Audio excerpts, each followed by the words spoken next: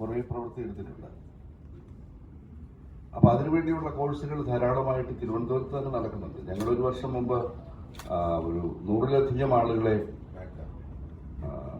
സംഘടിപ്പിച്ച് അവർക്ക് 2 ദിവസത്തെ ട്രെയിനിങ് കൊടുക്കുകയുണ്ടായി. പക്ഷെ അത് ഡബ്ബിംഗ് എന്ന് പറയുന്ന ഒരു മേഖലയാണ്. ഇത് അതിൽ നിന്ന് കുറച്ച് വ്യത്യസ്തമാണ്. വോയിസ് ആക്ടിംഗ് ആണ്.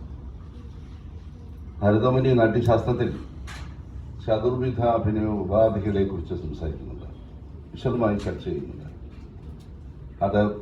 അതിലേറ്റവും പ്രധാനപ്പെട്ട ഒന്നാണ് വാചിക അഭിനയം.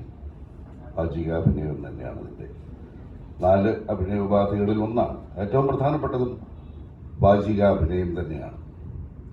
കാരണം നിങ്ങൾ ആലോചിച്ച് നോക്കുക, BC 500-ലോ മറ്റോ ഇപ്പോൾ ഗ്രീക്ക് നാടകവേദിയിൽ നാടകം അവതരിപ്പിക്കുന്നു.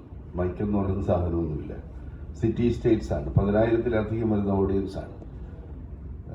കത്തിച്ചു വെച്ചിരിക്കുന്ന ഈ പന്തത്തിൻ്റെ വെളിച്ചം മാത്രമേ ഉള്ളൂ. അപ്പോൾ ഏറ്റവും ഒടുവിലിരിക്കുന്ന ആളിന് വരെ ഈ നാടകത്തിലെ സംഭാഷണം കേൾക്കണമെങ്കിൽ ആ നടന്റെ ശബ്ദം എങ്ങനെയുള്ളതായിരിക്കണം എന്ന് നിങ്ങൾ ആലോചിക്കുക. അതിനുവേണ്ടി ട്രെയിൻ ചെയ്ത ശബ്ദത്തെ മാറ്റിയെടുക്കാൻ പറ്റും. വോയിസ് കൾച്ചർ എന്ന് പറയുന്നത് ഇപ്പോൾ ധാരാളം ശബ്ദ സംസ്കരണത്തിന് വേണ്ടിയുള്ള ക്ലാസ്സുകളുണ്ട്. നിങ്ങളുടെയൊക്കെ ശബ്ദത്തിന് തന്നെ റേഞ്ച് ചിലപ്പോൾ മാറ്റിയെടുക്കാൻ സാധിച്ചേക്കും. എനിക്ക് അത്തരമുള്ള ക്ലാസ്സുകളിൽ BV കാനന്ദിൻ്റെയും മറ്റ് ക്ലാസ്സുകളിൽ പങ്കെടുക്കാൻ സാധിച്ചിട്ടുള്ളതുകൊണ്ട് ഞാൻ പറയാം. ഞാനും ഈ നാടക പരിശീലന കോഴ്സുകളിൽ പലപ്പോഴും കൂടുതലായി ചെയ്യിക്കാറുള്ളത് ഈ വോയിസ് ആക്ടിങ്ങുമായി ബന്ധപ്പെട്ട കോഴ്സുകളാണ്, പരിപാടികളാണ്. ഞാനിപ്പോഴും ഓർക്കുന്നത് 78-ൽ ഞങ്ങൾ പയ്യന്നൂരിലൊരു നാടക ക്യാമ്പ് നടത്തുമ്പോൾ JK ശങ്കരപ്രസാദ് ഞാനൊക്കെ ആണെന്നുള്ളത്. അപ്പോൾ എല്ലാ ദിവസവും 10 ദിവസത്തെ കോഴ്സായിരുന്നു. എല്ലാ ദിവസവും രാവിലെ വോയിസ് കൾച്ചറിന് വേണ്ടി കുറേ പരിശ്രമിക്കുക, ശബ്ദം ഉയർത്തിയൊക്കെ. അപ്പോൾ ഒരു നാട്ടിൻപുറത്തൊരു ചെറിയ വീടെടുത്ത് ഞാനും വേണുകുട്ടനാഥൻ സാറും കൂടെ അവിടെ താമസിക്കാം.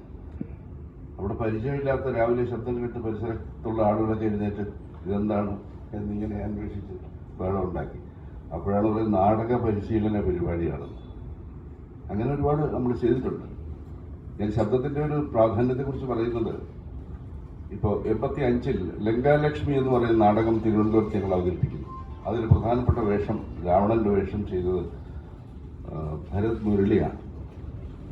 3000-ഓളം ഓഡിയൻസ് ഉണ്ടായിരുന്നൊരു സദസ്സാണ്. മൈക്ക് ഉപയോഗിച്ചിട്ടേ ഇല്ല. രാവണന്റെ ദീർഘമായ സംഭാഷണങ്ങൾ മുരളി ഉരുവിട്ടത് മൈക്കിലൂടെയല്ല, മൈക്കില്ലാതെയാണ്. പക്ഷേ ഏറ്റവും ഒടുവിലിരിക്കുന്ന പ്രേക്ഷകന് വരെ കേൾക്കത്തക്ക തരത്തിൽ തന്റെ ശബ്ദം ഉപയോഗിക്കുവാൻ ആ നടൻ പരിശ്രമിച്ചിരുന്നു. അത് നിരന്തരമായ അഭ്യസനത്തിലൂടെ നേടിയെടുത്തതാണ്. നിങ്ങൾക്കും അത്തരത്തിലുള്ള ഒരു അഭ്യസനത്തിലൂടെ നിങ്ങളുടെ